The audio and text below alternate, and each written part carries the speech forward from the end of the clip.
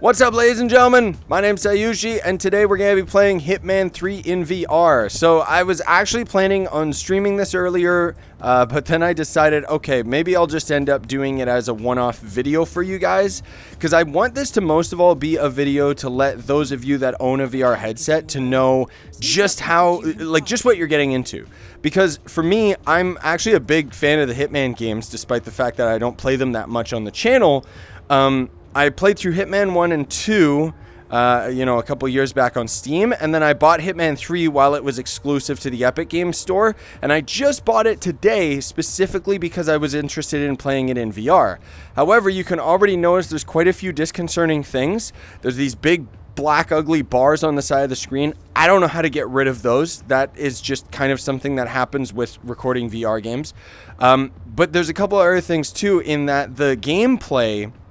Originally, the way that this game worked was it was a PlayStation VR game where you would have the VR headset and then you'd be using a normal PlayStation controller, and then your motions with the controller, because it ends up having, the motion controls, would end up moving Agent 47's hands around and so on and so forth. And for the most part, that's what this feels like, is a PlayStation VR port to PC. So take that as you will.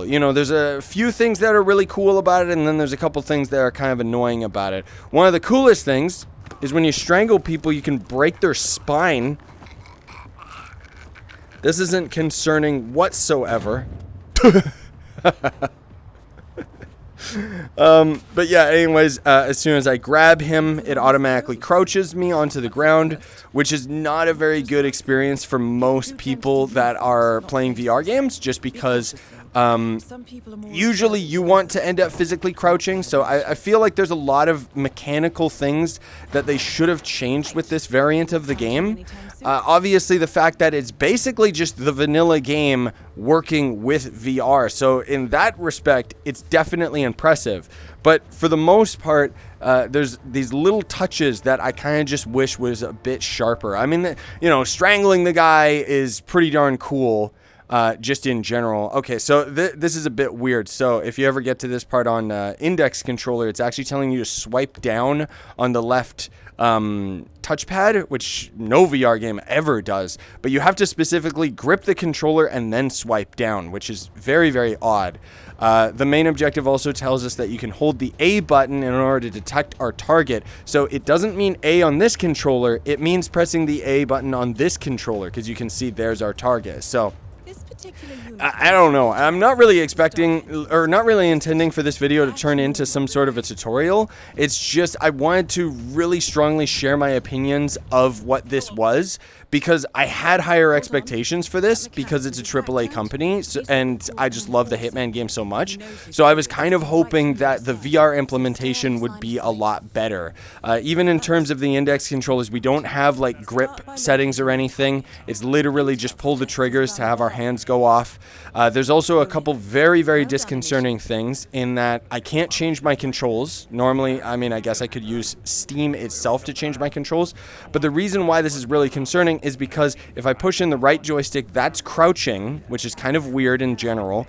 And then if I push in the left joystick, it resets our camera orientation, but also toggles sprint on, which is very, very weird. And unfortunately, with the Valve Index, I can attest to saying that that is a big no-no in terms of VR gaming experience, because even though the Valve Index is really, really awesome, and I love the controllers and the way that it all feels and everything like that, one thing that Valve completely messed up on is the joysticks being pressed in.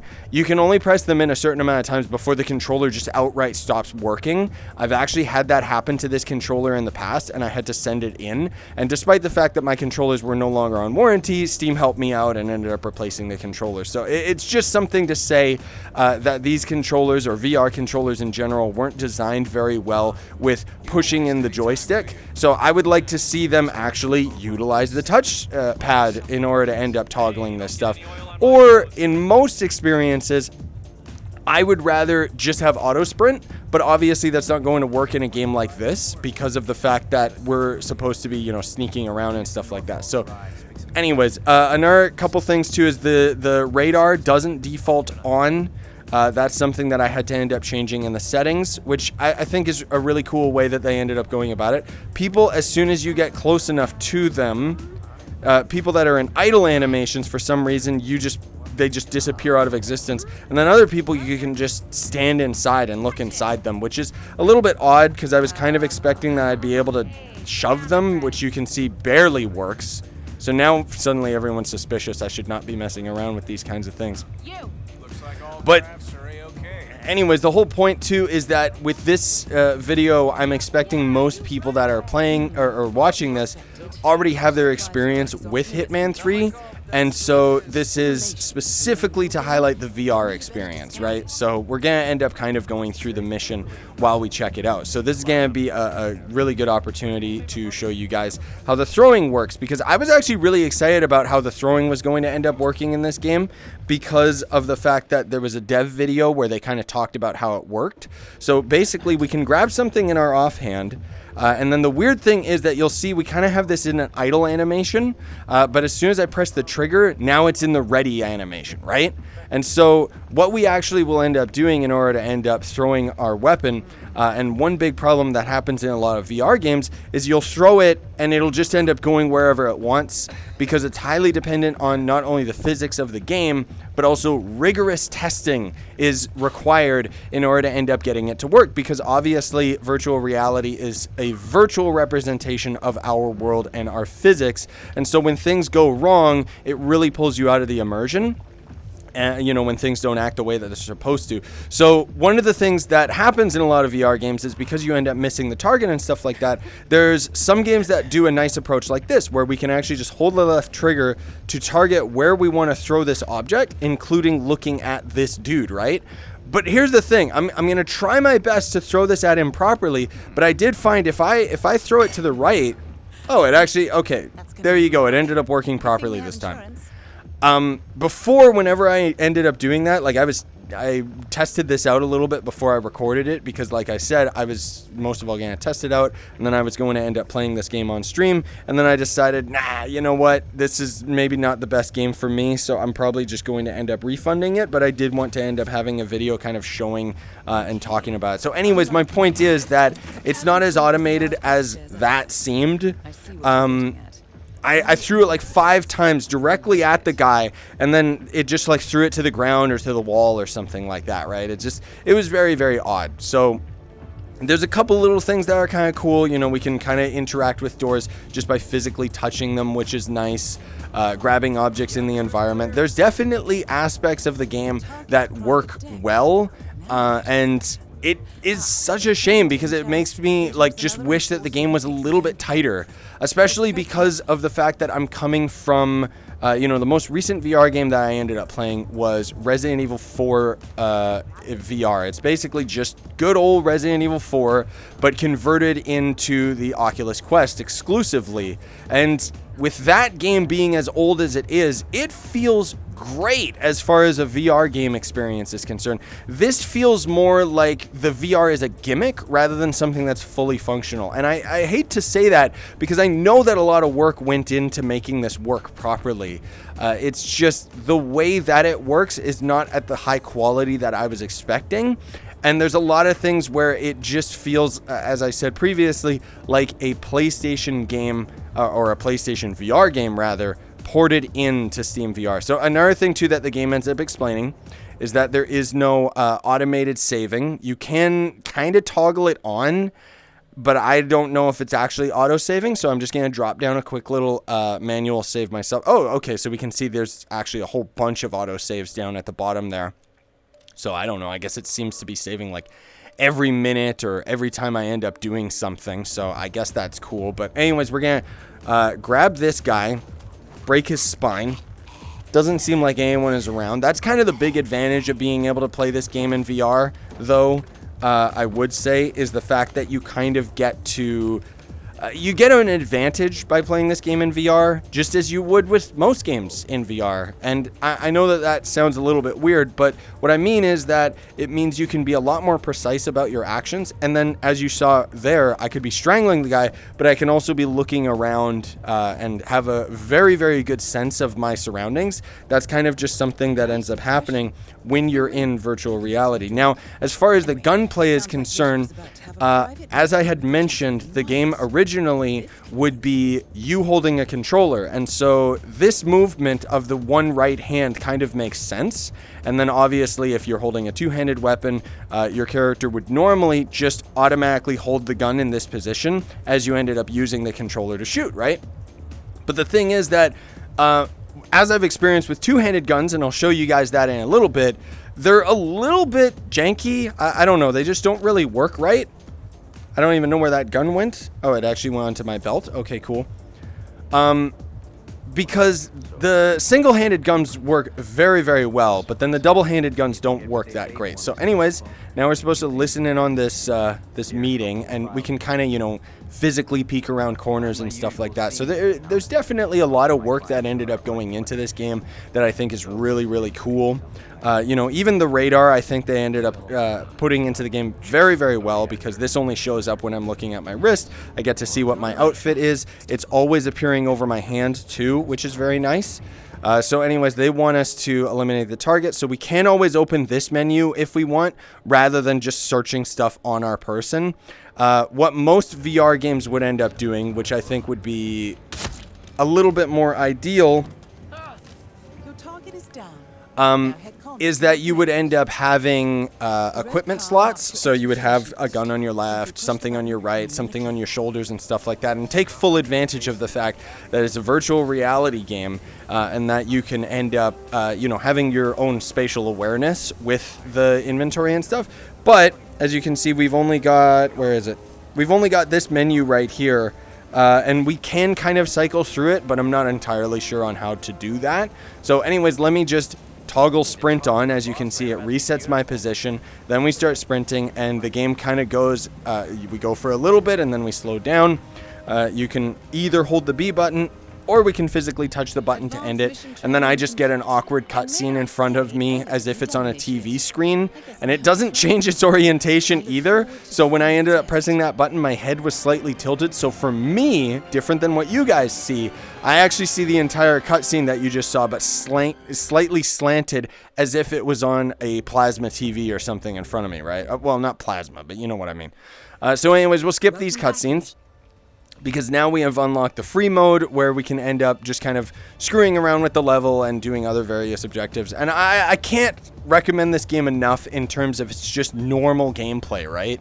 And even in terms of VR, it's not like it's disgusting. It's not unplayable by any means. It is perfectly functional.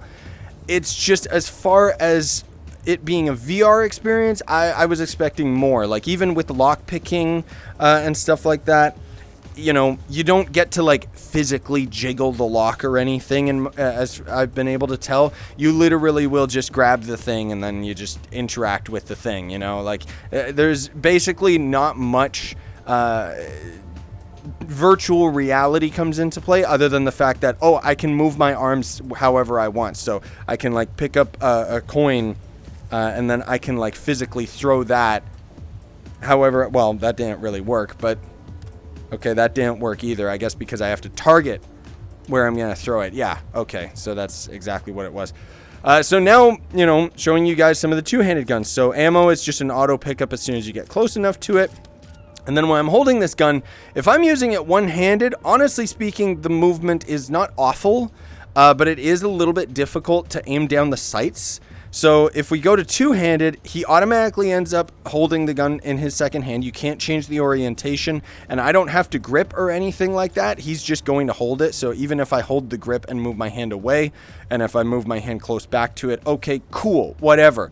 But you can see that the camera angle, you know, with a VR game being like this, you know, I would actually have hoped that we would have had an invisible crosshair sorry, not an invisible crosshair, an actual visible crosshair, to kind of push the fact that, okay, it's more of an arcadey type of game rather than a full-on immersive virtual reality experience, because we're holding the gun kind of similarly to how Agent 47 would hold it, right? Where it's a little bit high up and, you know, whatever. But if I want to physically try to aim, I gotta really push where this gun is actually, like, where I'm looking at it. And then I really got to try and like lift my hand in an awkward position and stuff. And I think that's where, you know, using it as a one-handed gun kind of makes a lot more sense. And once again, you know, the fact that it's a PlayStation VR game where we were normally holding a PlayStation controller to move our hands around, this totally makes sense, especially based on the fact that you can see his hand movements are not super duper smooth and ideal, but I think the biggest letdown for me was when I came to this level and I started messing around with stuff. It was when I ended up grabbing one of the guns, shooting a little bit, and then I pressed the B button, and Agent 47 manually reloads the gun, which is just such a waste of experience for me. Like, I was really hoping that we would actually have like a full manual reload, and I understand that there is a more arcadey aspect to it that would definitely end up being more ideal for other people. You know, for some people this might be their very first virtual reality game, and it can be extremely overwhelming having that level of control, and especially in a game like this where it's actually more fast paced than traditional VR games, because it's not actually a traditional VR game. And so trying to fumble around and reload your gun in the middle of a firefight might be a bit of a problem, but you can see that the guns are perfectly capable in a single hand. You cannot dual wield.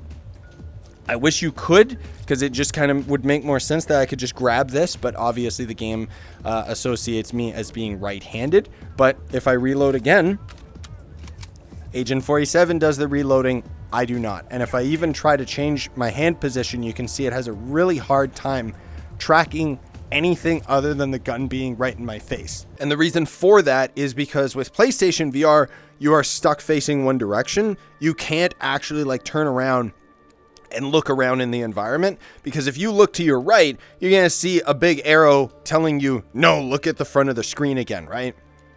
But all of that said, I still think that this is really, really cool that we do have this accessible on the PC. It's just not really something for me. So I kind of wanted to have this video as not only a sharing my experiences as to why I'm not actually streaming this game today or playing the game today or anything like that, or should I say not making a full series of it, just because it kind of was lower than my expectations were. And that doesn't mean anything against the game. I still highly recommend Hitman 3. And even in terms of the VR, it's perfectly fine. It's acceptable, right? It's just, I was really hoping that I was going to be like a full gun runner and everything like that. And the fact that you can play the entire Hitman 3 game in this fashion is absolutely awesome, because some of these maps are absolutely insane. And the fact that you could end up playing like Dartmoor Manor and stuff like that in virtual reality all the way through is absolutely nuts, dude. And, you know, once again, I still highly recommend the game, and VR is kind of, like, even though I recommend the game, I just want to put it out there that the VR kind of feels like an afterthought. It kind of feels like just a gimmicky feature that they ended up adding to the game. Now, that said, they may end up changing it in the future. Maybe it'll end up getting better VR support a little bit down the line. And when that happens, I'll check the game out again. But for right now, honestly speaking, I'm going to refund this game, and I'm just going to save the money for Zenith, which is a VR MMO coming out next week. So thank you for tuning in today. I hope you ended up enjoying. And if you did, smash like, sub for more, buy the merch you want to support the channel, and have yourselves a wonderful day, ladies and gentlemen.